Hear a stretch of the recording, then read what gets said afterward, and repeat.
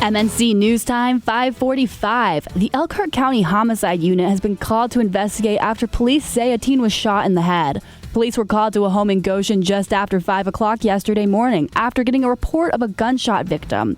The boy was airlifted to the hospital. The Elkhart County Homicide Unit was called in to investigate. A man who allegedly shot at Indiana State Representative Jake Teshka's vehicle's not been arrested. 51-year-old Edmonte Hill is charged with attempted battery with a deadly weapon and criminal recklessness. Investigators say it was back in early December when Teshka was driving on the bypass and Hill took aim on him while driving next to him. And new body cam footage is released, revealing the police shooting of a black man earlier this month. April 4, Grand Rapids, Michigan. Patrick Loyoya, a 26-year-old Congolese immigrant, is pulled over. The unidentified officer states the reason for the traffic stop. Loyoya looks confused but says he understands English. He struggles, then runs. The officer chases and tackles him. A taser is fired twice unsuccessfully. At one point, body camera video shows Loyoya grab the officer's taser. At some point in the struggle, pressure was applied to the body camera, switching it off. The police chief cannot say if that was deliberate. Witness video continued. After 2 minutes of wrestling, the officer can be seen reaching for his sidearm, then firing a single shot into the back of Loyoya's head. That's Fox's Mike Tobin reporting.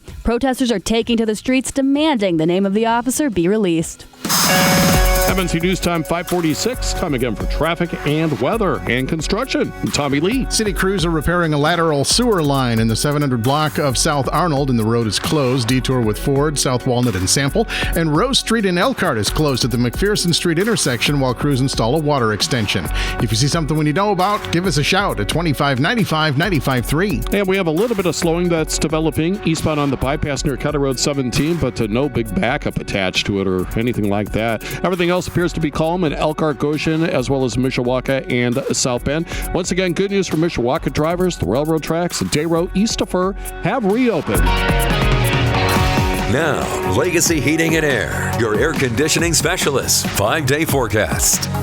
A few scattered rain showers will impact portions of Michiana as we head through the afternoon, evening, and overnight. Finally, we'll see those clear out into the beginning part of the weekend.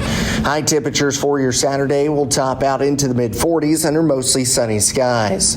We are tracking some more sunshine on the way for Sunday with highs warming into the lower 50s. As we start next week out, we are tracking some scattered rain chances. Those look to stick with us Monday, Tuesday, and Wednesday, with high temperatures gradually warming back into the mid-50s. We're tracking upper 50s to lower 60s as we wrap next week up and head into next weekend. In the ABC 57 First Warning Neighborhood Weather Center, I'm meteorologist John Hammersmith. Partly cloudy sky, but relief from those high winds we had yesterday. Temperatures up a degree to 42. Traffic and weather this hour brought to you by the X-Fog Anti-Fog System. Weather for work or play. Keep your protective eyewear on and clear. Visit exfog.com today. MNC News Time, 5:48. Now it's time for sports. The Colts officially signed veteran safety Rodney McLeod. He brings 10 years of experience in his time with the St. Louis Rams and the Philadelphia Eagles. And the South Bend Cubs faced off against the Fort Wayne Tin Caps in doubleheader action at Parkview Field, taking the win in the first game 7-2 and the Tin Caps taking the second game.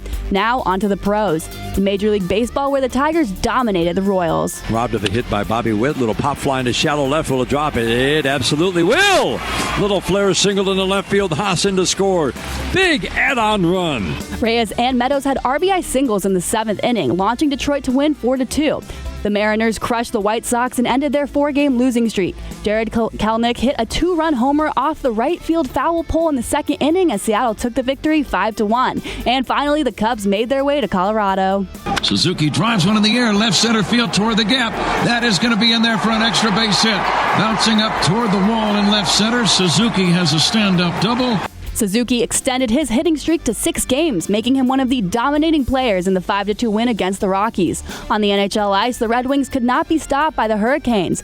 Nedeljkovic guarded the goal as his former team attacked, making it unpenetrable and bringing the Red Wings to take home the win 3-0. And the Blackhawks battle the Sharks in a tight match. Cruising over the Shark line, twisting and turning down the slot. Dinks and shoots, he scores! The Cat connects! Hawks lead in the shootout 1-0. Alex DeBrincat smashed the Sharks in a shootout, scoring the only goal and breaking the tie. Chicago finally broke their 8-game losing streak, defeating San Jose 5-4. We'll see you folks back at 6:45 for your next look at sports. And coming up next on Michiana's Morning News, we'll go inside Indiana business. Tune in 2, 3, or 4 times a day and get the latest developments at 953mnc.com and the 95.3 MNC app, available in the App Store. Now, Michiana's Morning News continues. MNC News Time 5:53. Time to check out Impress Jewelry Creations, creating meaningful jewelry for the moments that will last a lifetime. This is Inside Indiana Business Radio, brought to you by MCM CPAs and Advisors.